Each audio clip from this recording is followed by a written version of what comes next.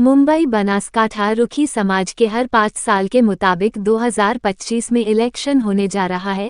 इस इलेक्शन में खार विभाग के लोक लाडिले प्रमुख धनजी भाई धर्मा भाई पुरबिया ने आज इस इलेक्शन में खार की जनता के साथ सहकार से होने वाले इस इलेक्शन में जोश और उल्लास से फॉर्म भरा। क्या है पूरी खबर, आई देखते हैं इस खास रिपोर्ट में।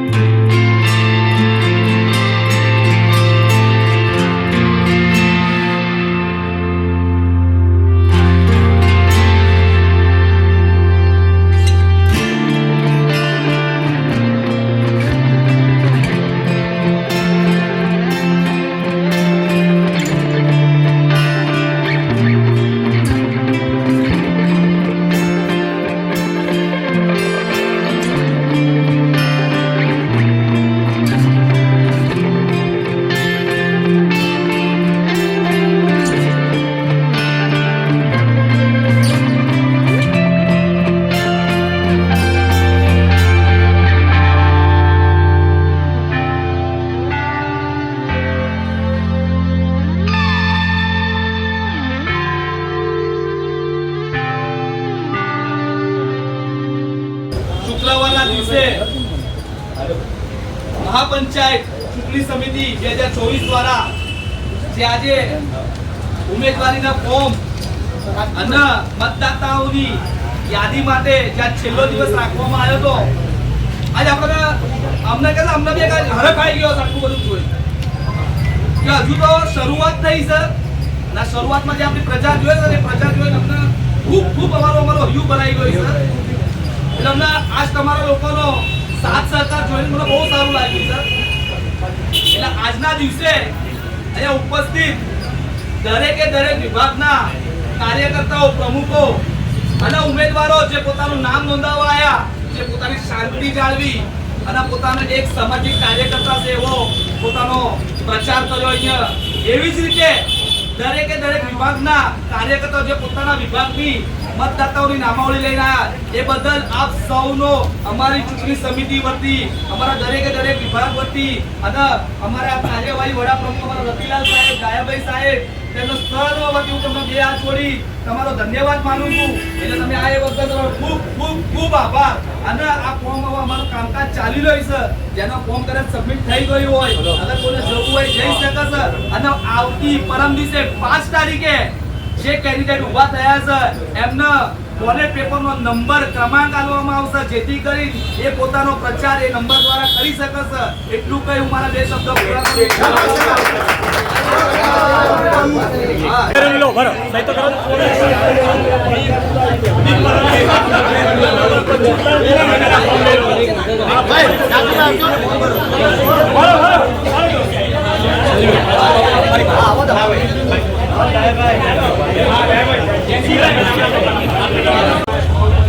મહાપંચાયતનું ઇલેક્શન લડવા માટે આજે મારો સમાજ જે કંઈ આજે હું વર્ષોથી જોઈ રહ્યો છું, 15 વર્ષથી હું આ સમાજના અંદર ખાર વિભાગના અંદર પ્રમુખ પદે ચૂંટણી લડીને 3 વખત પ્રમુખ પદે ચૂંટાઈને આવેલો છું।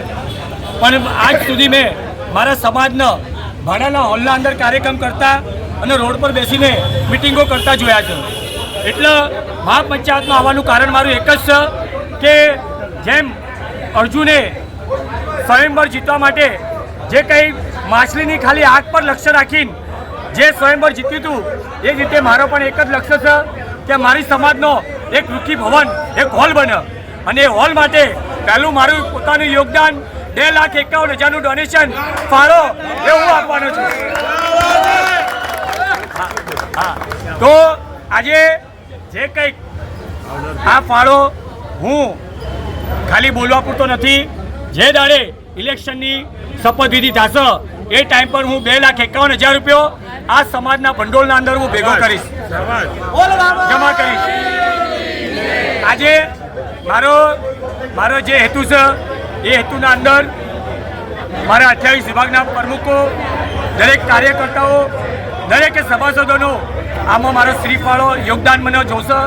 કારણ કે આપણો સમાજ ત્યારે આગળ આવશે જ્યાં સુધી આપણે દરેકે એને સહકાર અને યોગદાન નહીં આપો ત્યાં સુધી આપણે એક જ વિચારે દરેકને એક જ લક્ષ્યથી ચાલવું પડશે કે ભાઈ મારા સમાજે મારા માટે શું કર્યું એ ન જોતા મારી સમાજ માટે હું શું કરી શકું છું એ જ આપણે જોવાનું હોય છે. એટલે મહેરબાની કરીને દરેકના ભાઈઓને મારું એક જ સહકાર વિનંતી છે કે મને આ ઇલેક્શનના અંદર દરેકે સહકાર આપીને બહુમતી રીતે ચૂંટાઈ લાવશો. અને હું આજે તમારી સાથે વચનબદ્ધ થાઉં છું, 5 વર્ષ જે કંઈ મને મળશે એના અંદર દિવસ રાત એક કરી દઈશ. મારી કમિટી જે બી હશે એને હું દિવસ રાત બેસવા નહીં દઉં, સુવા નહીં દઉં. એને દિવસ રાત આ હોલની માટે જે કંઈ 28 વિભાગ રીતે જ્યાં જવું હોય ત્યાં રાજનેતા સાથે, રાજકીય પાર્ટી સાથે, દાનવીર સાથે, દરેક સાથે આ સમાજ માટે મારે ભીખ પણ માંગવી પડે તો હું માંગીશ. પણ આ હોલ બનાવવા માટેનું મારું એક જ લક્ષ્ય કે મારા સમાજનો રૂખી ભવન બને. આજે નાના છોકરાઓ માટે શું કહેવા માંગો છો? આગળ જે નાના છોકરાઓ છે એમની માટે શું સહાય કરવા માંગો છો તમે? નાના છોકરાઓ માટે શું સહાય કરશો? એક મારે આપણે તો પહેલાં તો પ્રથમ આ નાના છોકરાઓથી લઈને મોટા છોકરાઓ સુધી આ આવનાર પેઢી માટે એવો એક એજ્યુકેશન ટ્રસ્ટ ઊભું કરું છે ગવર્મેન્ટ લેવલ પર, જેથી ગવર્મેન્ટના બી લાભો અમારી સમાજને મળે. અમારો સમાજ હજી બહુ પાછળ છે, એને આગળ લાવવા માટે કોઈ એકને તો આ બીડું ઝટકવું પડશે. અને મેં આજે ખાર વિભાગના અંદર આટલો મોટો બહોળો વિભાગ આખા મુંબઈના અંદર એક મોટો વિભાગ છે. એ મુંબઈના ખાર વિભાગની આગેવાનીના અંદર જે કંઈ 15 વર્ષથી મેં જે કંઈ ખાર વિભાગની આગેવાની કરી છે, આજે મેં 3 વખત ચૂંટાઈને આ જનતાએ મારા પર જે વિશ્વાસ અને જે કાયમી દ્રષ્ટિથી મને જે ચૂંટાઈને લાવો છો એને લઈને આજે હું દરેકની સાથે એક જ મારી કસમ ખાઉં છું મારા બાબા રામદેવની કે દિવસ રાત એક કરી દઈશ, પણ મારો એક રૂખી ભવન બને એના માટે મારો એક જ લક્ષ્ય રૂખી ભવન બનાવવાનો જ. પક્ષના પ્રસંગ સ્વર્ગીય પંચ પટેલ, મણિલાલ કંચનદાસ રાઠોડે જે રીતે આ મુંબઈ સમાજની એકતા પર અંકુશ રાખીને જે કંઈ આ સમાજના પર આ સમાજનું બંધારણના હિસાબથી દરેકને એક માળખામાં રાખીને એક મૂકીને માળા કરીને અને દરેકને આ મુંબઈની એકતા સંભાળીને જે કંઈ મણિલાલ સાહેબે આ સમાજનું વર્ચસ્વ રાખ્યું છે એવો ને એવો મુંબઈથી લઈને દેશાંતર સુધી મુંબઈ સમાજનો માનનો મોભો જાળવવાની દરેક પ્રયત્ન હું મારી રીતે કરીશ. દરેકનો આભાર. દરેકે સહકાર આપશો. સંગઠિત સમાજ, વિકસિત સમાજ, આ જ નારો છે આપણા બાબા સાહેબ આંબેડકર જ્યારે આપણા સમાજ બહુ પાછળ હતો ત્યારે બાબા સાહેબને એમ થયું કે મારો સમાજ ક્યારે આગળ આવશે. જ્યારે બાબા સાહેબે એમ કીધું કે નહીં આ શાળા ભણે છે અને અમને કોઈ ભણવાનું શિક્ષણ માટે કોઈ અંદર સ્કૂલમાં બેસવા નથી દેતા, તો બાબા સાહેબ ભલે બહાર બેઠા દરવાજાના બહાર રહી પણ શિક્ષણ ગ્રહણ કર્યું અને આપણી દલિત સમાજને આગળ લાવ્યા. જ્યારે બાબા સાહેબે એક પ્રણય લીધો હતો એવો જ પ્રણય આપણે દરેકે લેવાનો છે કે આપણો રૂખી ભવન બને અને રૂખી ભવન મળવા માટે દરેકનો સહયોગ, દરેકનો સહકાર હશે તો જ આ રૂખી ભવન બનશે. એટલે મહેરબાની કરીને દરેકે સાથ સહકાર આપશો. આજે હું ધનજીભાઈ ધર્માભાઈ પૂરબી આપ દરેકને વિનંતી કરું છું કે બહુમતીથી મને ચૂંટાઈ લાવશો એવું આપ દરેકને વિનંતી.